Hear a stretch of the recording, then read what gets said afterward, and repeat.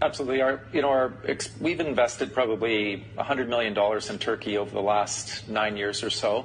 We were very successful with exploration. So after an initial very modest investment, we ended up finding roughly 3 million ounces of gold there, where all the value added is. I would say that the approach we're taking is quite responsible. It's a very modest capital investment to get our first mine underway. We've only just permitted that mine for construction. We received the final permit a few weeks ago.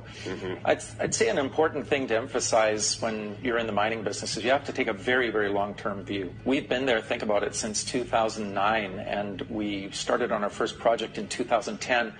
We won't see our first production until 2020, and we've got about 15 years of production out in front of us from that point forward. So, of course, you don't want to rejoice in Turkey's misfortune, I know, but the plunge in the currency makes it even cheaper to build stuff there, presumably. True enough. I mean, when we did our feasibility study on Karazli, the first project we're developing, the currency rate we used was 2.9 lira to the dollar. That's going to have a fairly significant impact on our capital spending because something like 65% of our construction costs will be lira denominated. So that does benefit us to some extent. But on the other hand, you've got very, very high inflation.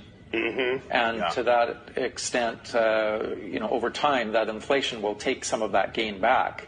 So we would rather see stability rather than volatility. But how much of the payroll for that mine will be in lira? How much in US dollars? All of it will be in lira. Okay. All of it will be in lira. We're not employing any expats whatsoever. No expats? No expats. And in fact, the mine itself will be contract mined.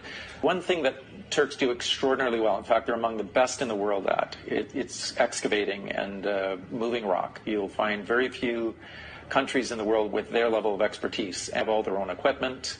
They manufacture their own equipment within Turkey.